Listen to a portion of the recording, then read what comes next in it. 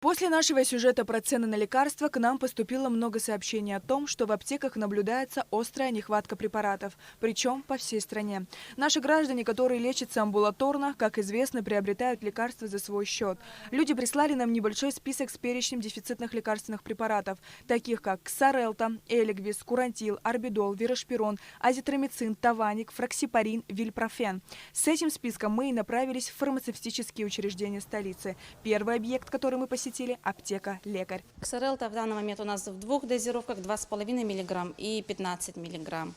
Десятки, двадцатки, но уже недели 2-3, наверное, как нету. Эликвис у нас каждую неделю он бывает, очень редко бывает, когда его нет в аптеке. Сейчас есть в наличии 2,5 мг, 5 мг, наверное, буквально вечером вчера продали последнюю упаковку. Курантил мы не можем уже получить в течение, наверное, 2 недель, а так он в аптеке бывает постоянно. Вирашпирон не бывает, чтобы он заканчивался, всех дозировок у нас всегда в наличии. Сейчас в основном спросом пользуется витамин D. Он в наличии есть, максимальная дозировка сейчас 1000 мг, но мы ожидаем и 5000, и 10 тысяч тоже должны быть. Цинка нету, тоже уже, наверное, пару недель где-то. Арбидол, парацетамол.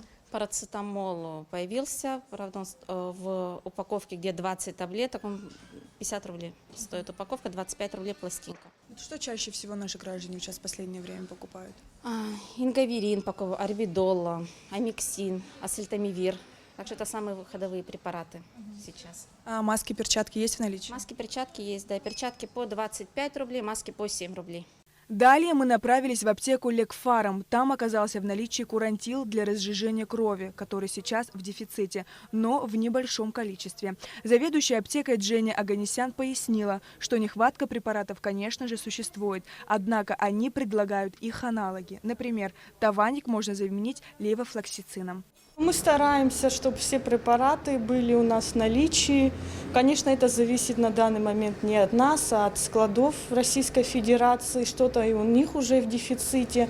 Но в любом случае препараты мы можем заменить аналогами. То есть, если это, например, тот же Таваник, мы можем его заменить левофлоксацином, который является его аналогом, просто российского производства.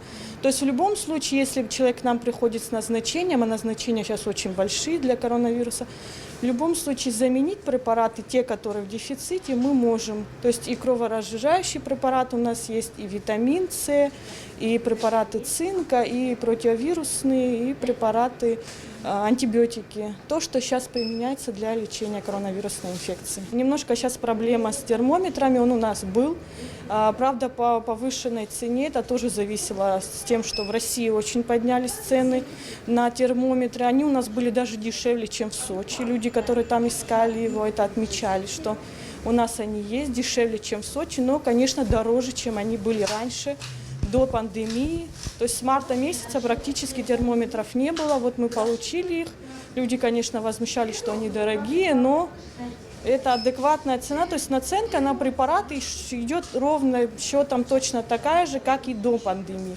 Просто они все поднялись в цене именно на складах Российской Федерации, а то их сейчас и вообще нет. Курантил, Ксарелта, Вирашпирон, противовирусные и даже градусники оказались в аптеке, расположенном внутри магазина «Амцебс». А в аптеке «Сириус» из нашего списка было практически все, кроме, опять же, Курантила, Таваника и парацетамола. Нужно отметить, что дефицит наблюдается и в цинкосодержащих препаратах. Нашли мы их в аптеках Лекфарм и 36,6. На данный период времени вот то, что есть, вот то, что надлежит вот для лечения, у нас практически все есть, абсолютно все. Даже это селцинк идет, вот цинкосодержащее. Витамин D в таблетках вот сейчас вот осталось, правда, чуть-чуть немножечко. Ну, практически мы и орбидолы у нас есть, есть азитромицины, есть витамин С, есть и в ампулах, есть и в дрожже, и в порошках, в разных видах, и в крутках.